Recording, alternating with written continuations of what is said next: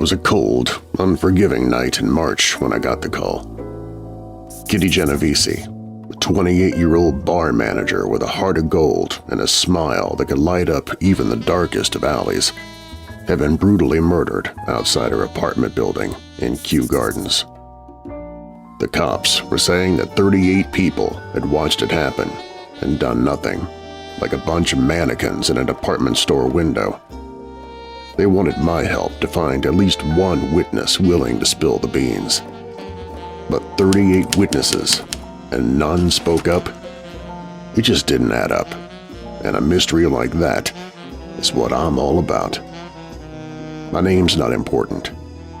I'm a private eye.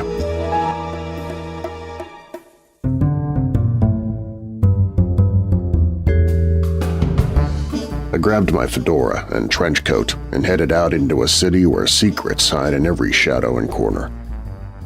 When I arrived at Kitty's apartment building, it loomed over me like a towering behemoth, its windows staring down at me like the dozens of eyes that looked down on Kitty and did nothing while she was brutally murdered. I could almost hear the echoes of Kitty's final screams reverberating off the cold, unfeeling brick. I started knocking on doors, trying to piece together the events that took place that night below their windows. The first piece came in the form of Robert Moser, a neighbor who had heard the commotion that night. He told me he'd looked out his window to see Kitty kneeling on the street, her life draining away like autumn leaves, falling one by one until nothing remained.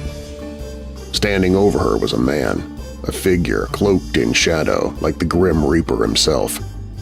Moser had shouted at the man, and he'd run off into the dark, unidentified. But the story didn't end there. The killer had returned to the scene like a moth drawn to a flame, determined to finish what he'd started. He'd stabbed Kitty again and again, leaving her to die in a crimson pool of her own blood, her dreams and aspirations shattered like a broken mirror. As I dug deeper into the case, though, the more the official story began to unravel like fabric caught on a nail, snagging and tearing with every tug I made. The 38 witnesses story that had become the stuff of legend was nothing more than a fabrication, a lie spun by a reporter at the New York Times for the sake of sensationalism. You can't even trust the news outlets, to be honest, anymore. In reality, only a handful of people had seen anything at all that night, their memories as hazy and uncertain as a night's dream that fades upon waking. One of those witnesses was Sophia Farrar, a neighbor who had heard Kitty's cries for help and rushed to her aid like a guardian angel descending from heaven. She'd stayed with Kitty in her final moments, holding her hand and whispering words of comfort as the life drained from the woman's body. In a world of apathy and indifference, Sophia was a shining beacon of compassion and humanity. And it was because of her that we finally got a description of the killer. Upon capture, we learned the man's name was Winston Moseley. We all like to think that we'd be a hero in a situation like Kitty's, that we'd rush to help without hesitation.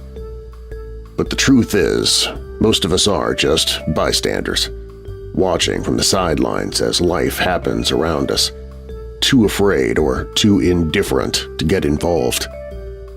Sophia Farrar is the exception, not just for identifying the murderer, but for not allowing a young woman to die alone on that cold pavement. She was there to give comfort to someone in the shadow of death. Kitty Genovese's murder may have been a tragedy, but it was also a watershed moment in our society. It forced us to confront the ugly truth about human nature, about the way we turn a blind eye to suffering and injustice. It sparked a national conversation about the bystander effect and the need for greater community involvement and responsibility. There may not have truly been 38 witnesses, but there were several, and none of them did a thing.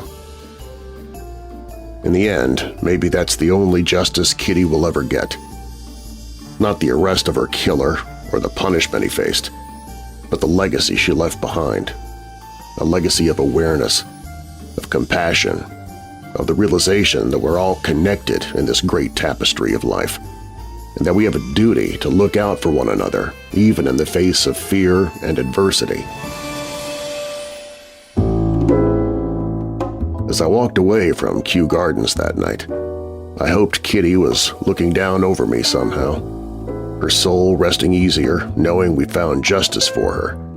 And I hope she knows her death will serve as a lesson for this community, and hopefully others.